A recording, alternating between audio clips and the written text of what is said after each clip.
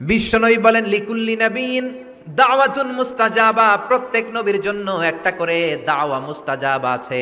আলেম যারা আছেন তারা বুঝবেন, দাওয়া মুস্তাজাবা মানে এমন দোয়া যেটা কবুল হয়ে যায়।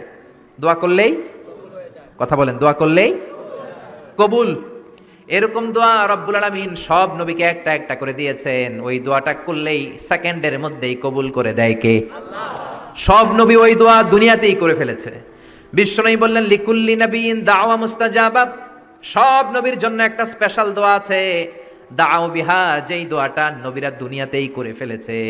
ওয়া ইন্নী আখতাবিউ দাওয়াতি শাফাআতান লি উম্মতি ইয়াউমাল কিয়ামাহ। আল্লাহু আকবার। আর আমি আমার দাওয়া মুস্তাজাবা স্পেশাল দোয়াটা এখনো করি নাই, আমার দোয়াটা এখনো আমি জমিয়ে রেখেছি। কিয়ামতের কঠিন ময়দানে আমার উম্মত যখন বিপদে পড়ে যাবে, আমার উম্মতের জান্নাতে যাওয়ার ব্যাপারে ঝামেলা লেগে যাবে, আল্লাহর অনুমতি ক্রমে শাফাত করে করে আমি আমার উম্মতদেরকে জান্নাতে ঢুকিয়ে দেব। তখন আমি ওই দোয়াটা করব। বিশ্বনবী সেজদায় পড়ে থাকবেন কিয়ামতের ময়দানে, সব নবীরাও বলবে ইয়া নাফসি ইয়া নাফসি। কেউ যখন আল্লাহর কাছে যেতে পারবে না, সবাই মিলে বিশ্বনবীর কাছে যাওয়ার পরে বিশ্বনবী তখনও মাথা তুলবেন না। বিশ্বনবী কপাল ঠুকে কেঁদে কেঁদে বলবেন রব্বি হাবলি উম্মতি, ও আল্লাহ আমার উম্মতকে আপনি মাফ করে দেন। সুবহানাল্লাহ। আল্লাহ বলবেন নবী ইরফা রাসাক, মাথা উঠান, সাল তুতা, আজকে যা চাইবেন তাই দিব, ইশফা তুশাফা, যারাই শাফাত করবেন আমার অনুমতি ক্রমে কবুল করে দিব। সুবহানাল্লাহ। বিশ্বনবী চাইলে ওই দোয়াটা দুনিয়াতেই করতে পারতেন অন্য নবীদের মতো, ঠিক কিনা? অন্য নবীরা যেমনি নিজেদের প্রয়োজনে ওই দোয়াটা দুনিয়াতেই করেছে, আমার নবীকে ওই রকম করেছে নাকি? তার মানে আমার নবীর আমাদের জন্য মায়া বেশি না কম? আমার জন্য রেখে দিয়েছেন ওই দোয়াটা, আপনার জন্য রেখে দিয়েছেন দোয়াটা, আমাদের জন্য দোয়াটা রেখে দিয়েছেন।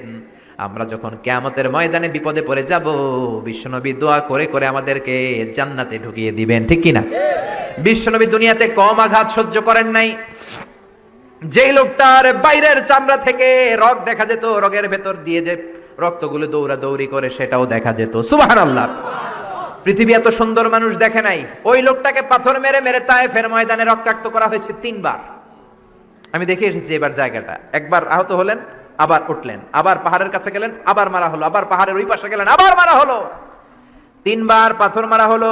বিশ্বনবী নিজের কোনো প্রয়োজনে, নিজের স্বার্থের জন্য যান নাই, তায়েফবাসীদের জান্নাত নিশ্চিত করার জন্য, তাদের ভালোর জন্য, তাদেরকে দাওয়াত দেওয়ার জন্য গিয়েছেন। তারপরও মাইর আসানা নাই, তখনও বিশ্বনবী দোয়া করেন নাই।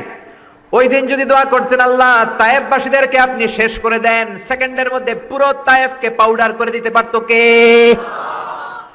উহুদের ময়দানে তীর এসে বিশ্বনবীর দাঁতের মধ্যে বিঁধে গেল, ঝরঝর করে রক্ত ঝরলো। ওই কঠিন দিনেও বিশ্বনবী ওই দোয়াটা করেন নাই, ঠিক কিনা? বদরের ময়দানে 313 জন সাহাবী নিয়ে বিশ্বনবী চোখের পানি ছাড়ছেন।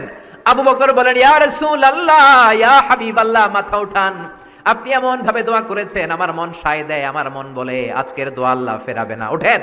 বিশ্বনবী চাইলে ওই দিনে বলতে পারতেন কুরাইশদেরকে আল্লাহ আপনি নাস্তানাবুদ করেন, করে দিত কে? প্রচন্ড ক্ষুধার সময় বিশ্বনবী যখন মক্কায় কেঁদে কেঁদে হয়রান, তখন ওই দোয়াটা করেন নাই, ঠিক কিনা? 3 বছর আত্মীয় স্বজন সহ শিয়াবে আবু তালেবে জেল খেটেছেন। কয় বছর? জোরে বলেন। প্রথম বছর খেয়েছে ছাগলের গোশত, সবাই ছাগল পালতো, নিজেদের ছাগলের গোশতগুলো খেয়েছে। দ্বিতীয় বছর কোনো ছাগল নাই, ছিল ছাগলের রোদ্রে শুকানো চামড়াগুলো পানিতে ভিজিয়ে ভিজিয়ে চামড়া খেয়েছে।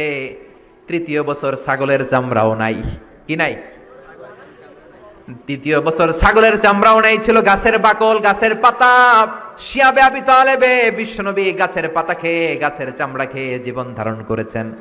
বিশ্বনবীর এলাকার লোকগুলো, মুমিনগুলো কেঁদে কেঁদে হয়রান, তখনও যদি বিশ্বনবী দোয়া করতেন কবুল করতো কে? মদিনায় দুর্ভিক্ষ, কোনো খাবার নাই, বিশ্বনবীর পেটে কোনো খাবার নাই, কোনো দানা পানা পড়ে নাই। বিশ্বনবীর কলিজার টুকরা নাতি হাসান আর হোসাইনের পেটেও কোনো খাবার নাই। বিশ্বনবীর কলিজার টুকরা ফাতেমার পেটে কোনো খাবার নাই। চাইলে বিশ্বনবী তখন দোয়াটা করতে পারতেন না? ওই কঠিন দুর্ভিক্ষের দিন বিশ্বনবী যদি তার স্পেশাল দোয়াটা করতেন, জান্নাত থেকে জিব্রাইলকে দিয়ে খাবারের বস্তা পাঠিয়ে দিত কে? ওই দিনও বিশ্বনবী দোয়াটা করে নাই। আমার জন্য, আপনার জন্য, আমাদের জন্য দোয়াটা এখনো আসরাডাই।